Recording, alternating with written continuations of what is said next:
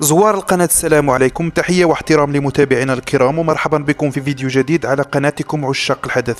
وسيكون الحديث في هذا الفيديو عن تنشيط حكيم زياش لهجوم نادي جلاتا سراي وعز الدين أناحي في مشكلة جديدة مرة أخرى، ونجم أسود الأطلس يتعرض للإصابة، ونصير مزراوي يصنع هدفين وينقض على الرسمية، والاتحاد الجزائري يستهدف لاعب المنتخب الأولمبي من أجل تمثيل الثعالب. لكن قبل الخوض في التفاصيل، فضلا وليس أمرا، لا تبخلوا علينا بالاشتراك في القناة والضغط على زر الإعجاب بالفيديو، وذلك لدعمنا على تقديم المزيد، وشكرا. والبداية ستكون مع الساحر حكيم زياش، حيث لعب يوم أمس شوط ثاني جيد جدا بعدما أدخله المدرب بين الشوطين. ومنذ دخول الساحر المغربي تغيرت مجريات اللقاء، حيث أصبح هجوم نادي جلاتا سراي أكثر نشاط وحيوية، وقد أفلح الفريق التركي في التسجيل في هذا الشوط لينتزع انتصارا مهما، وبذلك يرتقي إلى صدارة الترتيب بشكل مؤقت.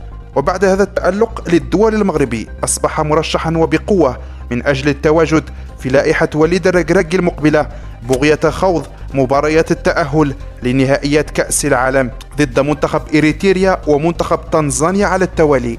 ويذكر أن حكيم زياش غاب عن المعسكرين السابقين ولم يخوض أي مباراة منذ يونيو الماضي، ورغم تألق أمين عادلي في هذا المركز، إلا أن المدرب وليد الركراكي يعول على الساحر كثيرا من أجل التتويج بالتاج القاري، وبذلك سيحاول خلق توليفة تجمع بين الثلاثي أمين عادلي وحكيم زياش، بالإضافة إلى سفيان بوفال إذا استعاد لياقته البدنية.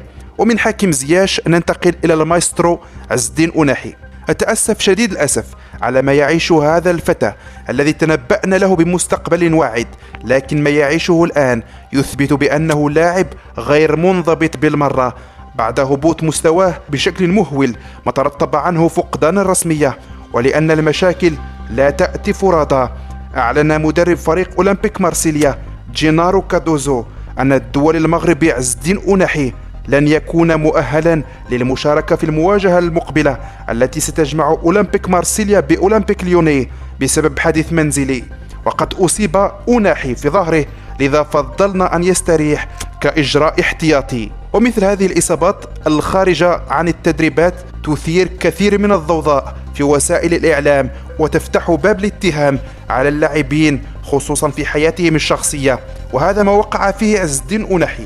وكي لا نتزايد على بعضنا البعض، أنا من أشد المعجبين بأسلوب عز الدين أناحي من الناحية الكروية، ولكن الطريق الذي سلكه لا يبشر بالخير، بل أرى بأن نهايته حتمية وقريبة جدا، لأن الصحافة لا ترحم. كما يعلم الجميع مستواه في انحدار شديد، ومع هذه الإصابة التي وقع فيها خارج تدريبات النادي، ليس من المفاجأ إذا رأينا في أحد العناوين الصحافة الفرنسية أن أناحي أصيب بسبب تعاطي أو إدمان المحرمات.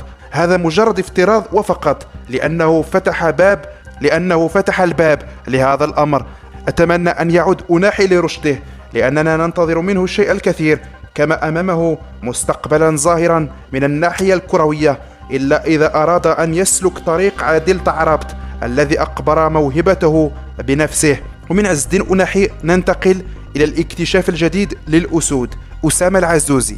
ودائما مع موضوع الإصابات، تعرض الدول المغربي أسامة العزوزي لإصابة خرج على إثرها مباشرة من أرضية الميدان في المباراة التي جمعت بين فريق بولونيا ضد نادي ساسولو، وفي انتظار تحديد مدة الغياب بعد إجراء الفحوصات الطبية اللازمة. طبعا اتصل ملهم الأجيال السيد وليد الركراكي بأسامة من أجل الاطمئنان عليه قبل إعلان اللائحة النهائية لخوض إقصائية كأس العالم في 16 من نوفمبر المقبل. ويذكر أن العزوزي أصبح قطعة أساسية داخل كتيبة المنتخب المغربي بعدما قدم أداء خياليا في المباراة السابقة، حيث أعلن نفسه الوريث الشرعي لمركز سفيان أمرابط.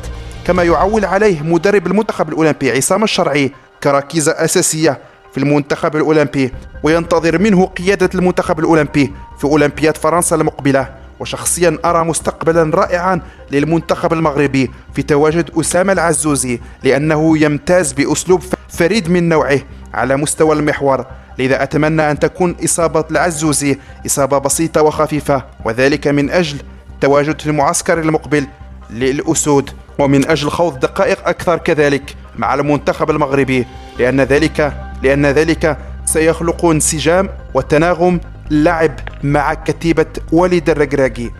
ومن أسامة العزوزي ننتقل إلى نصير مزراوي، حيث ترفع القبعة لهذا البطل. في مباراة البافاري يوم أمس استطاع أن يقدم تمريرتين حاسمتين، وبذلك ثبت نفسه في المركز الأساسي في تشكيلة نادي بايرن ميونخ، بل أكثر من هذا أصبح محترما من قبل أغلب كوادر النادي، وخلق صداقة كبيرة مع أغلب نجوم الفريق، ما جعل أمر استبعاده من النادي غير وارد بتاتا. وفي سياق تألق نصير مزراوي في مركز ظهير الأيمن، من الممكن أن السيد وليد الركراكي قد يعيد النظر في مسألة توزيع المراكز وبشكل حبي بين الثنائي العالمي أشرف حكيمي ونصير مزراوي. صحيح لا يختلف اثنان على أن أشرف حكيمي أفضل ظهير أيمن في العالم، ونصير مزراوي هو أيضا ظهير عالمي بامتياز، ولكن على مستوى الظهير الأيسر لا يقدم ذلك الأداء الهجومي، بل هو ظهير محدود، على عكس حكيمي يتقن اللعب في الرواقين. ولنا أن نتفكر وأن نتذكر ما قدمه في مركز الظهير الأيسر مع الفريق الأصفر نادي بروسيا دورتموند الألماني. لذا قلت من الممكن أن يعيد وليد الركراكي تفكيره بخصوص توزيع أدوار الثنائي بما فيه المنفعة والمصلحة للمنتخب المغربي. والجميل في المدرب المغربي وليد الركراكي ليس بذلك المدرب العنيد، بل يتفهم كل شيء، وقد صرح بشكل علني أن مزراوي فضل مصلحة المنتخب المغربي على مصلحته الشخصية. لذا أتوقع أن يستغل الظرفية الجيدة التي يمر بها نصير من أجل تثبيته في مركز الظهير الأيمن ووضع أشرف حكيمي في رواق الظهير الأيسر. ومن تألق نصير مزراوي ننتقل إلى أمين الوزاني، حيث أكدت صحيفة فرنسية أن الاتحاد الجزائري يسعى لإغراء الأولمبي المغربي أمين الوزاني الذي يتألق حاليا في الدوري الفرنسي الدرجة الثانية. ويذكر أن الوزاني ولد بفرنسا ويملك أصولا جزائرية ومغربية، ما جعل الاتحاد الجزائري يسعى لإقناعه من أجل تمثيل ثعالب الصحراء في الاستحقاقات المقبلة للمنتخب الجزائري. وحسب نفس الصحيفة قدم المنتخب الجزائري ضمانات لأمين الوزاني من أجل تواجده مع المنتخب الأول، لكن أمين رفض هذا الأمر رفضا كليا واستقر على تمثيل أسود الأطلس. كما أكد أيضا بأنه يسعى إلى تقديم أداء مثالي في أولمبياد باريس التي ستقام في صيف 2024، ثم بعد ذلك سيحلم بالتواجد مع المنتخب المغربي الأول. وإلى هنا وصلنا إلى الختام. كلمة تحفيزية منكم في صندوق التعليقات تشجعنا على بذل مزيد من المجهودات، وشكرا لكم على متابعة الفيديو حتى النهاية، وإلى فيديو آخر إن شاء الله، والسلام عليكم.